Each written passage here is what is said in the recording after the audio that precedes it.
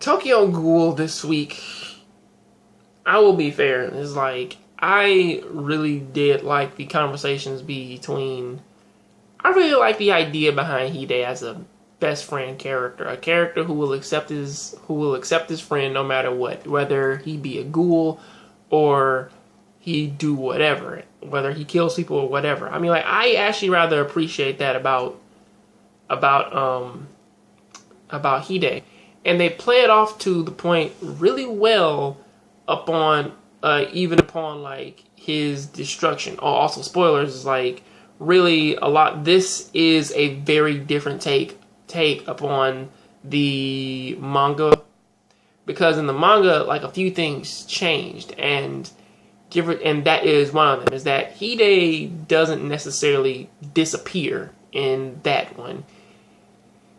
Whereas Hide disappears in the manga, whereas here he's wounded and I believe he either passes out or technically he dies. And this episode ends with Anteiku being set ablaze and blows up, and then Ken goes off to walk towards the CCG agents with Hide in his arms, and that's pretty much like the most of what happens afterward, upon all the way up until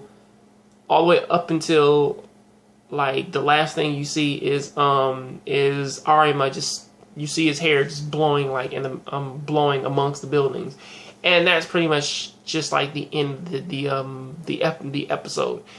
In terms of the differences between what happens in the manga and here is I do believe that it does end off with Ken actually fighting Arima, and I think he was like in his centipede mode when he did it. But give or take with like how they changed it for this one, it was a very subtle thing it was actually very, very, very subtle, but it really didn't disappoint me per se, because I really did like its ending. I really did like everything that happened in it, but truthfully, if they have a problem with it, I can see where they can pull a problem with this episode.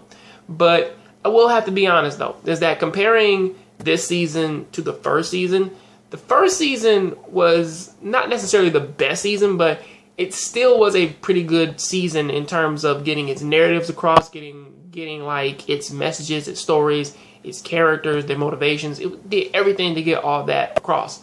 In terms of what the second season was, most of it was a bit disappointing. Probably because the first episode started off so promising with showing how powerful Ken is, showing like his different abilities and all the rest of this stuff. But then afterwards, it's like the next few episodes, they kind of really didn't get into his motivations. They didn't get into his reasonings behind why he did what he did, why he was what he was doing. They didn't talk about like the villain's goals, nothing what they were doing. And I understand if you do this to say like, I want to build up suspense about like my villains. I don't want to keep anything. I don't want to make things painfully obvious. I fully understand that.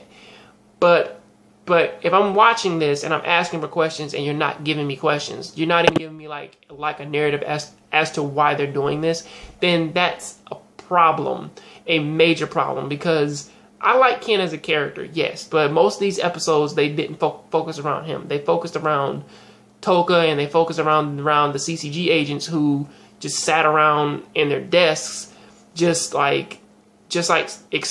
talking about things, talking about there could be a second owl. There are things going on here. I want to help this person. I want to do that, and all that's fine. But there was a major problem behind all that. I didn't know why people were doing the things that they were doing. I understand the CCG agents, and I understand ghouls wanting to. I don't understand about the 20th to the 24th wards. I don't know nothing about that because they never explain those. I don't know what Ito's goal is as to why she chose that moment to come and save Yoshimura and why they decided to help at that last moment rather than earlier. I really don't know why they did that. I don't even know why, like, most of them pretty much like even looked into the whole thing of saying like, okay, Yoshimura is the owl, because really it's like they kind of just did that based off of a hunch. I mean, really there really was no concrete evidence, and I don't know how they made that leap just honestly based off the suggestion that Ito told them. I mean, I'm pretty sure that it's there if I go back and like just rewatch the episodes. But going into this episode and rewatching most of the older episodes that led up to this battle and so on and so forth, really there wasn't all that much to really grasp on to say like, okay, I know why they're doing this. I know which goal that they're going for. Which most characters just seem like they're just in this world to just live, as far as I know. Like, just like Juzo. Juzo, I get his case. He's a crazy kid who was raised by ghouls and whatever. But really, it's like, aside from that, it's like the only real thing about like his character is just that he's just developing relationships with the other CCG agents. That's pretty much like his entire story. Is that he needs to grow human compassion and human relationships.